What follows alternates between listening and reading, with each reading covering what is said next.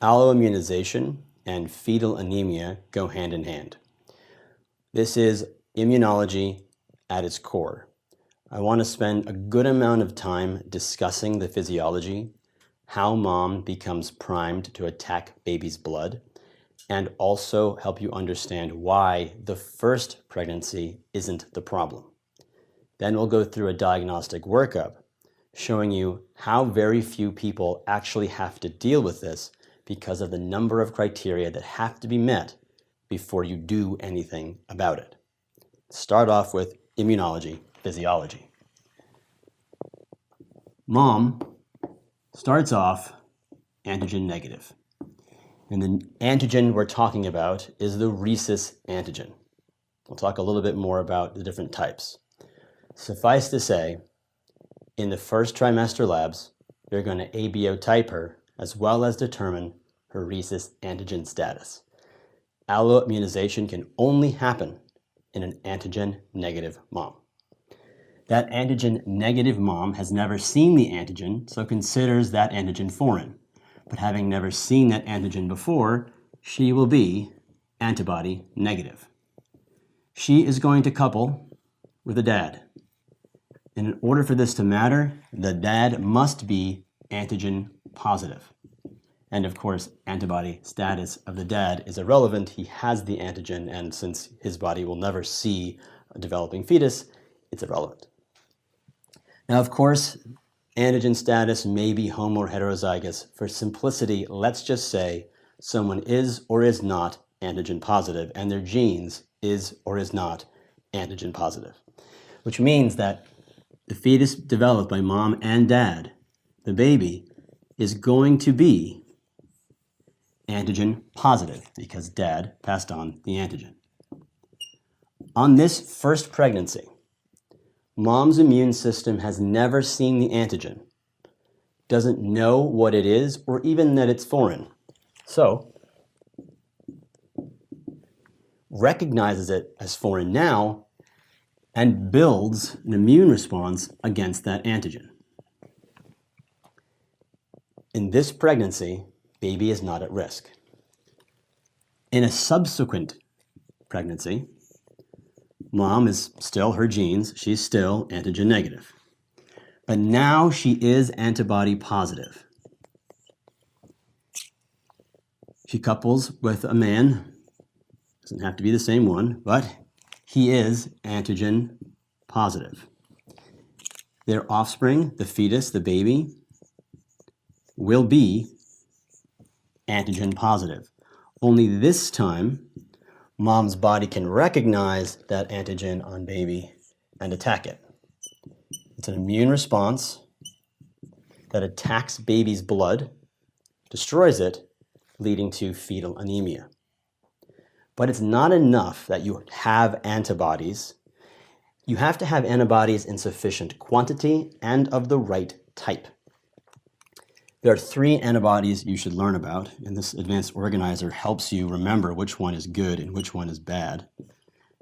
They're L, D, and K. Lewis lives, that is no fetal anemia. Duffy dies, causes fetal anemia, and Cal kills. The only one of real relevance is going to be D.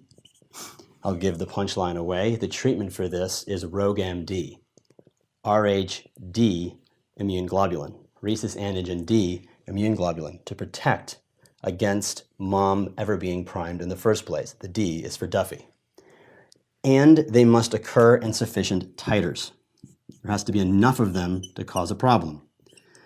The titers must be greater than 1 to 8. And remember, this is not a ratio. The bigger the number after the colon, the more antibodies there are. This is not a fraction, not a ratio. Look at the number after the colon. The bigger it is, the higher the titer. So you need the right setup twice, and you need the right kind of antibodies and the right types of antibodies. Let's see how this is actually going to work for a mom. On her first exposure, there's going to be some maternal fetal blood mixing. And that usually happens at the end of pregnancy. Dilation and curettage for an abortion, delivery where there's bleeding, C-section, postpartum hemorrhage involving the placenta. Something causes the blood to mix. Just being in mom isn't enough. So you have to have that maternal fetal mixing. And mom's primary immune response is to build IgM. IgM cannot cross the placenta and affect baby. If you remember, IgM is a pentamer, and it's too big to fit across the placenta. And since this often happens from maternal fetal mixing, which happens later on in pregnancy, even if mom's immune system were to see that antigen, it happens so late that it doesn't matter. Which means that this exposure, this antigen positive baby is not affected, but instead can prime mom's immune system. And this is the basis for giving prophylaxis when the situation occurs. I'll talk more about prophylaxis at the very end. On this second pregnancy, the second exposure, mom's immune system has matured its response to that antigen and has developed IgG. IgG can easily cross the placenta and attacks baby's blood, destroying it, leading to fetal anemia. And every subsequent pregnancy with rhesus antigen positive baby is at risk of having fetal anemia happen. That's the physiology and immunology. Let's talk about the diagnostic workup and in which steps you're going to take to help mom either prevent this from happening or to identify a fetus that's at risk and what you do about it. At the very beginning, your first screening labs, you're going to determine what mom's rhesus antigen status is. If she is antigen positive, she can never develop the antibody because she's already antigen positive. You're done with the screening workup. It doesn't matter anything else because she cannot develop an antibody to her own antigen. But if she's negative, then you have to ask, is the dad Rh antigen positive or not? What is the Rh antigen status of dad? If it is known to be negative, then you can simply stop. If it is known to be negative, baby now can't have the antigen, so can never be exposed, and it doesn't matter what mom's immune status is because baby doesn't have the antigen that mom would attack.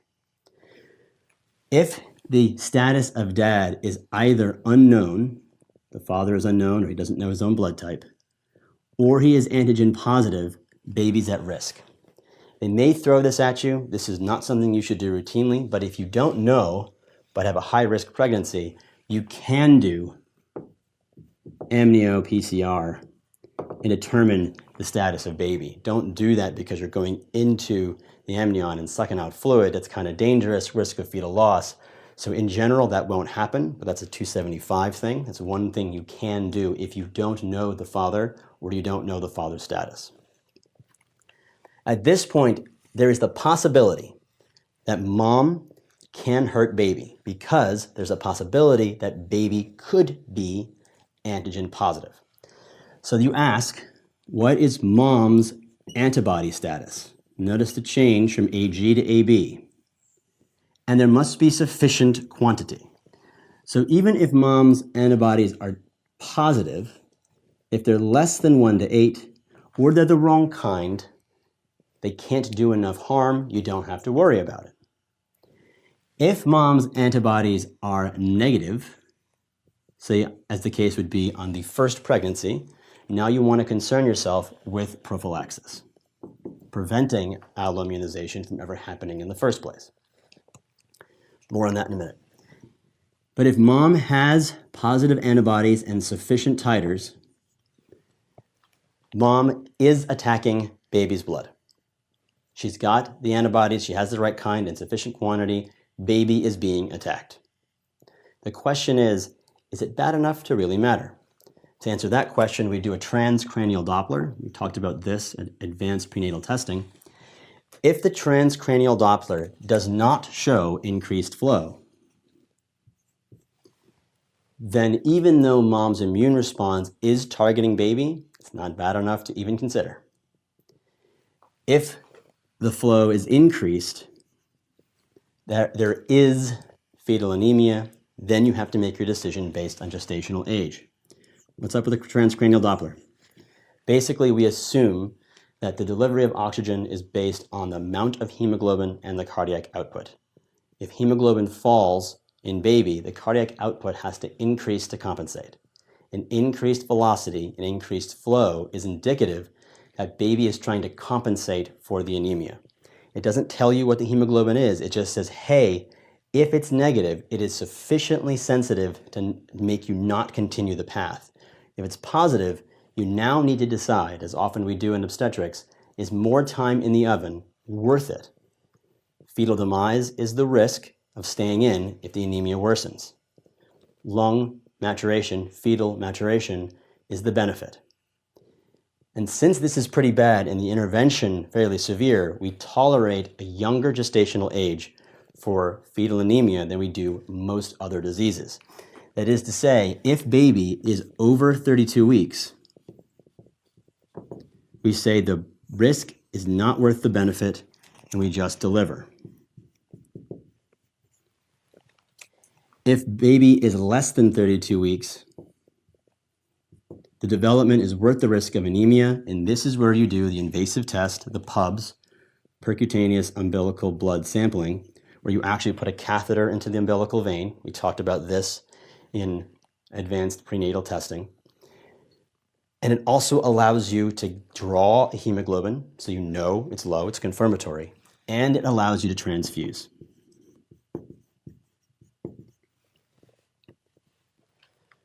To review, you have to have the right setup. Mom has to be antigen negative, which she will always be, have had a pregnancy that was Rh positive, developed antibodies at that pregnancy, got pregnant again, now with antibody positive, to a father who is Rh positive, making a baby Rh positive, and then they need to have the right number and kind of antibodies to even consider doing the transcranial Doppler. And if the anemia is bad enough to warrant it, you make your decision based on gestational age, the cutoff being 32 weeks. It would be ideal, however, if you could perform prophylaxis. This is going to be to a mother who is antigen negative and antibody negative, exposed to a baby who is antigen positive.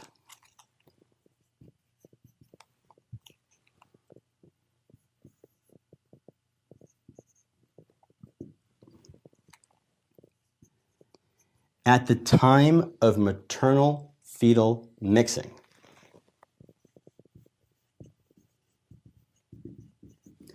which can be any time there is delivery,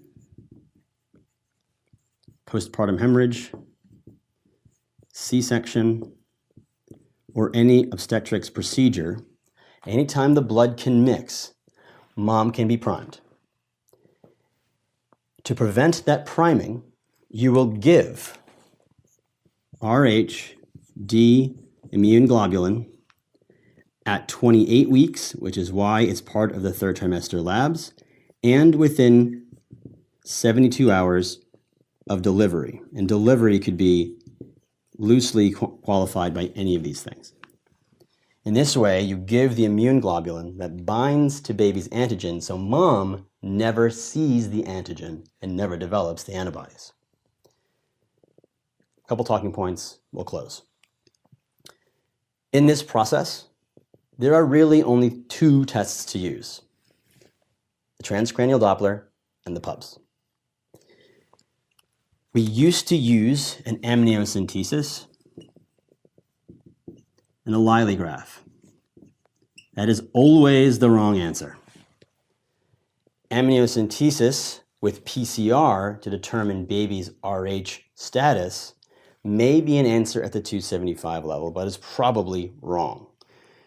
You just need to be able to sort out antigen from antibody interpret the transcranial Doppler, and then know that the pubs is the only way you can transfuse. What's most important is finding an Rh antigen negative mom who has an Rh positive baby and give her immune globulin against the D antigen in order to prevent this from happening so that for subsequent pregnancies, you don't even need to concern yourself with this. That is alloimmunization.